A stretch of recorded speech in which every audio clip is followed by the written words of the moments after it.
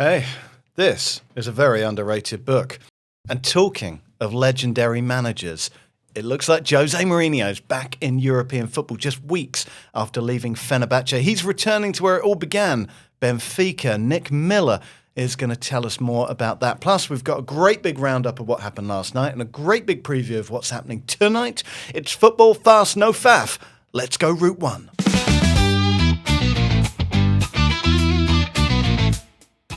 The Champions League got underway last night. Arsenal's fringe players, or finishers, as Mikel Arteta has taken to calling them, helped secure a fine result for the Gunners away in Bilbao.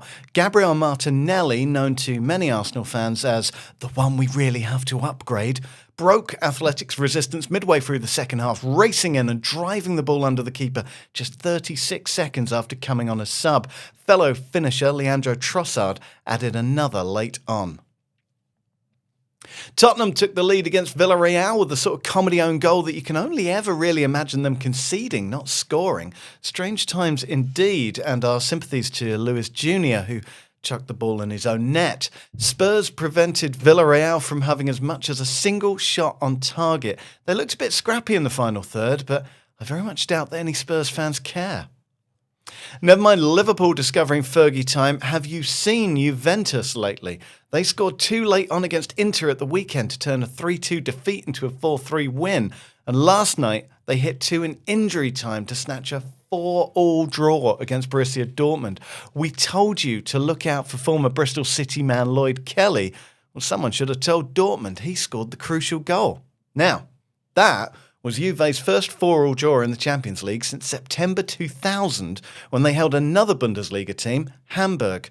Current Juve boss Igor Tudor opened the scoring that night, and you'll never guess who scored Hamburg's 4th. Yeah, Dortmund boss Niko Kovac. Go on, you can pass that one off as your own. Real Madrid were reduced to 10 men against Marseille, but won 2-1 courtesy of 2 Kylian Mbappe penalties.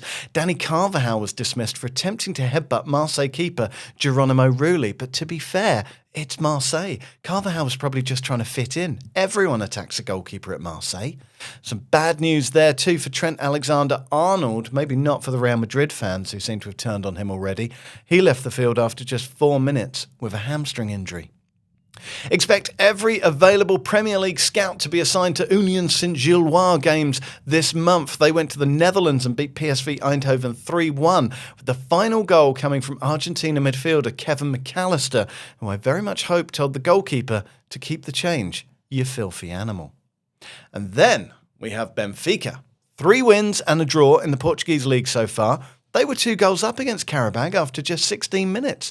They managed to lose 3-2, and manager Bruno Lage was immediately sacked. Now, we mentioned yesterday that there had been talk of Ruben Amorim possibly coming in, but that was talk from a presidential candidate.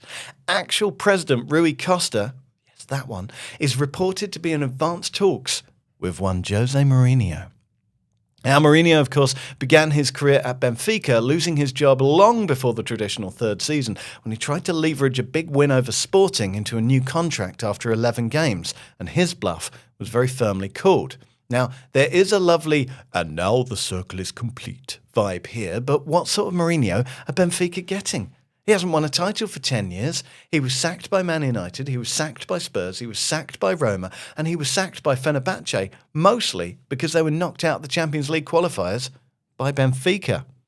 Well, Nick Miller writes for The Athletic. He travelled out to Turkey to report on Mourinho. Nick, is his a career of ever-diminishing returns, or does he still have something to offer?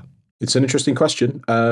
If you were defending Mourinho, you'd say in his last few jobs, he possibly would have won a trophy with Tottenham, got sacked before the final that he got them to. He won Roma's first ever European trophy, and he got 84 points in the Super League with Fenerbahce last season, which would be good enough to win the league in a lot of seasons. His problem there was that Galatasaray are just such a juggernaut at the moment. They've won the last 3 league titles and I think I've lost only 7 games in those 3 seasons. But it is fairly kind of difficult to argue against the idea that he is not the manager that he was. I interviewed the Galatasaray manager, Okan Buruk, recently, and asked him about Mourinho. And the sort of summary of his answer was basically, Yeah, he hasn't really got it anymore. He's not the same guy. His football hasn't really moved on. This was the assessment of Buruk anyway.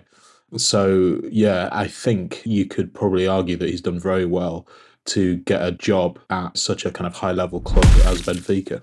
You can check out Nick Miller's work at The Athletic. There's a link in the episode description. There were other games last night too. Aston Villa's worrying start to the season continued with a League Cup exit on penalties to Brentford. Harvey Elliott scored his first goal for Villa, capitalising on some significant faff from Brentford's defenders and driving the ball through translucent B stopper Hakan Valdemarsen. Now, I read this morning that Brentford equalised with a goal from a long throw, which is technically true, but it does Hickey a grave disservice. The throw is actually cleared, and Hickey, who has missed an eternity through injury, absolutely smashes it into the top corner, allowing Valdemarsen his redemptive moment in the subsequent penalty shootout. So that's nice, isn't it? I mean, not for Villa, but for the cockles of everyone else's heart. Crystal Palace also progressed on penalties against Millwall, but it really shouldn't have got that far. Jean-Philippe Mateta missed an absolute sitter in the last seconds there. I haven't measured this, but it looks like the sort of sitter that he would still miss if they put another goal next to the one he was actually aiming for. And Grimsby's run to Wembley continues. The conquerors of Manchester United swept past Sheffield Wednesday to take their place in the fourth round.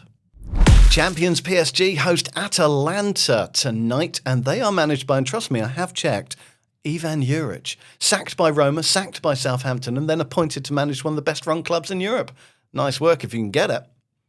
Arne Slot will have 3 hopes for tonight as Atletico Madrid come to town. 1, to see Liverpool wrap up a game before the last 5 minutes. 2, to give Alexander Isak his first minutes of the season. And 3, to catch Diego Simeone in a better mood than the last time they met when Simeone shoved him. That was only a pre-season friendly. We've closely followed Paphos FC's epic journey through Champions League qualifying.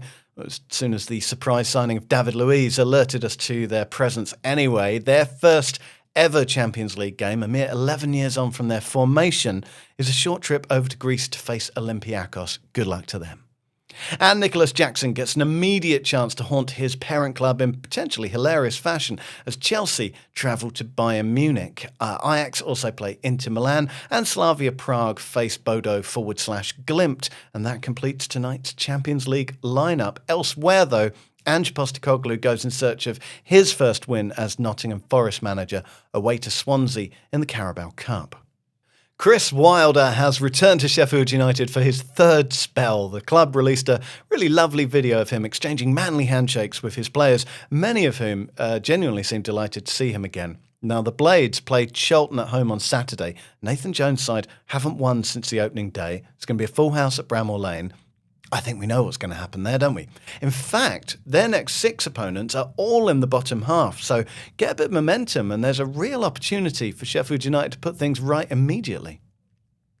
Manchester United women's manager Mark Skinner has insisted that his players will have football boots ahead of their second leg clash with Norwegian side Brann on Thursday. The team were forced to run to a local sports shop in Bergen 3 hours before kickoff in the first leg to buy 15 pairs of boots and 20 pairs of shin pads after their own boots went missing. Now, no word yet on whether the players will have to book their own flights home again should they progress to the next round. That was Route 1. It was football fast, no faff, and it is here every weekday at about 4 p.m. now because Dino's getting so rapid.